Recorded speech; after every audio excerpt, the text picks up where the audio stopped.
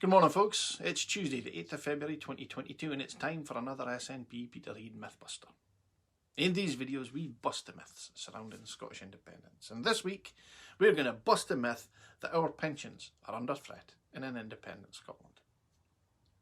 Now, as we go through our working lives we all look forward to retirement, and at that time in our lives our bodies are going to start to slow down, our health may begin to suffer, and so with that in mind, and having worked longest and hardest of all, our older citizens absolutely deserve to at least see out their days under a safe blanket of financial security. Now, in the last independence referendum in 2014, a lot was made about the potential threat to our old age pensions. And that was sadly reflected at the ballot box. When the demographics of the referendum were assessed, it was pensioners, and those close to pensionable age, that had largely voted no thanks. Our Scots Tory chums are approaching the same argument with the same intent but from a different angle, with the SNP expects Scottish taxpayers to fund indie Scottish pensioners attack line. But old age pensions were never under threat in 2014, and most importantly they still aren't under threat today, and no one expects English taxpayers to fund Scottish pensioners.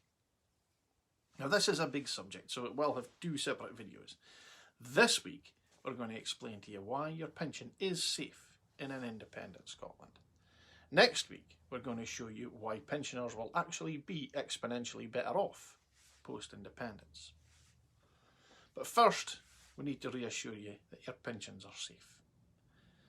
If we were to be kind about the Better Together campaign and how they played this in 2014, we'd say they perhaps selectively didn't correct a misunderstanding about pension provisions.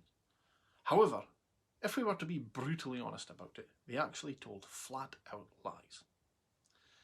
So what was that misunderstanding, I hear you ask? Well, it's basically the misunderstanding of the difference between a private pension and a state pension. When a person takes out a private pension, the money or premium that they pay in throughout their working life is directly invested on their behalf, and depending on the performance of that investment, an income is paid out when they retire. Simple, isn't it? It's so simple, in fact, that I even managed to explain it in one sentence. But there is a perception that the exact same thing happens with the UK government state pension scheme. But that's not what happens. In fact, it's nothing at all like that.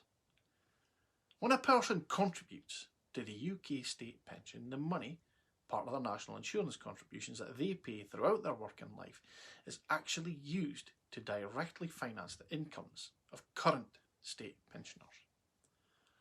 So the widely accepted perception by people that their national insurance contributions are paying into a big pension pot for their retirement gives them the illusion of the same security that a private pension offers. But that perception is actually plain wrong.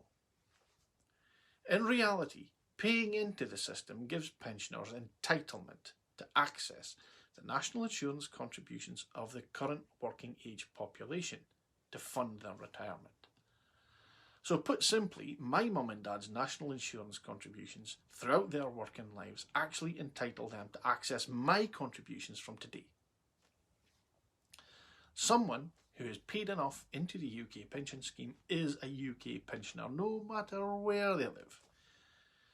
Just ask the many UK pensioners who live abroad, seeing out their twilight years in sun-drenched comfort, how living in a different country has affected their pension. Actually, I'll save you the bother, because it hasn't. They're still entitled. So when you make that connection, the one where it's actually current national insurance contributions that finance current state pensions, and make peace in your head with the fact that the money you paid into the system is in fact long since spent, then you'll realise that by leaving the UK, Scotland is not walking away from some infinite pot of gold which benevolently pays weekly pensions to our old folk. The penny will finally drop that the UK pension is not paid from said fictional pot of gold, but from national insurance contributions that were paid in just the previous week. And when you can accept that, you'll also be able to accept that on Independence Day 1, the Scottish people will still be working.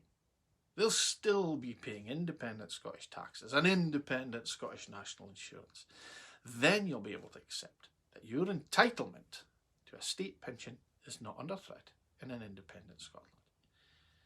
Anyone who has paid into the UK state pension will be entitled to get something out of it. When we win IndyRef 2, there will be a period of negotiation. The UK and Scotland will have to agree on an equitable division of assets and liabilities. These include pension provision. Even the DWP agreed that Scottish pensioners will still receive their pensions post-independence. All that might change is who pays it into your bank. So unless the whole country goes in the dole overnight, in the event of independence, taxes and national insurance will still be there to fund pensions. There's no money in any fictional pot of UK pension gold that we'll be walking away from. The National Insurance Fund is actually virtually empty. Any contributions you pay in are not saved for your future, but are in fact spent very, very quickly. And even if we ran the pension scheme exactly the same as the UK currently does, your pension will be just as secure in ND Scotland as it was in the UK. So what was Murdo Fraser banging on about? Well, I concede he is correct about one thing. English taxpayers will not be paying the pensions of Scottish pensioners. But what must happen is that the UK must act honourably during our divorce. There will be Scottish pensioners who are fully paid up into the scheme and entitled to claim a UK pension. Now, whether they're paid by our UK or monies are transferred to Scotland, it doesn't matter. There will be Scottish workers, like me, who are partially paid up, and those contributions need to be honoured too.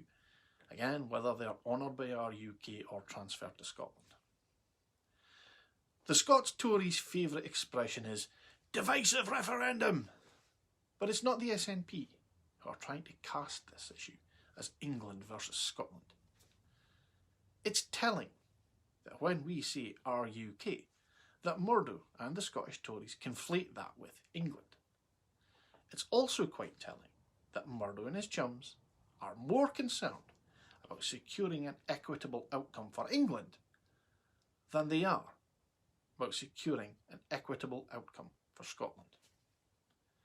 The Better Together claim that our pensions were at risk if we voted to leave in 2014 was false.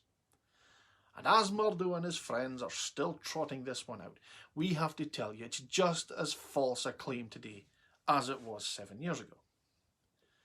They're trying to scare vulnerable people into voting against independence, because they know what we all know, that there isn't a single positive case for the union left.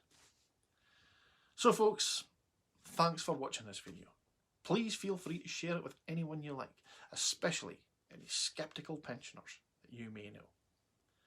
And log in next week, where we're going to explain why our pensioners will actually be exponentially better off post-independence.